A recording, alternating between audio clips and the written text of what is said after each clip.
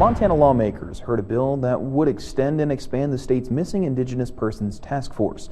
MTN senior political reporter Jonathan Ambarian takes a look at the proposed changes and what the task force could take on if it continues for the next 2 years. On Wednesday, advocates said Montana has made important steps in addressing the crisis of missing and murdered people, thanks in part to a state task force, and they want its work to continue. A shining star in the entire United States is the effort of our great state. By developing the Missing Persons Database, the Missing, Murdered, and Indigenous Persons Task Force, and the LINK grant. Representative Tyson Runningwolf, a Democrat from Browning, presented House Bill 163, which would extend Montana's Missing Indigenous Persons Task Force through 2025. As of Wednesday, a state database reported 176 missing people in Montana. 45 of them, about 1/4, are Indigenous. The task force is charged with identifying barriers, causes, and strategies for responding to these cases. One of our members said, "Our work is not done.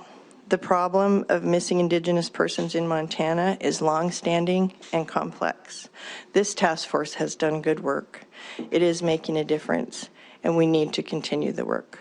The bill would add a representative from the Office of Public Instruction, which leaders say is a key perspective, since data shows 80% of recent missing person cases involve people younger than 18. It would also continue the Looping In Native Communities program that set up a reporting portal for missing Indigenous people. If the task force is extended, leaders say one of their top priorities is working with all Montana tribes to establish individual community response plans. It's an intensive process, and it requires people in a community to all come to the table. One point of discussion Wednesday was whether to extend the task force for longer than just 2 years. Some supporters said the issue isn't going to be resolved quickly, and it would be better if they didn't have to keep coming back to the legislature for authorization.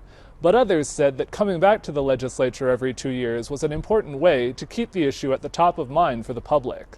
In Helena, Jonathan Ambarian, MTN News.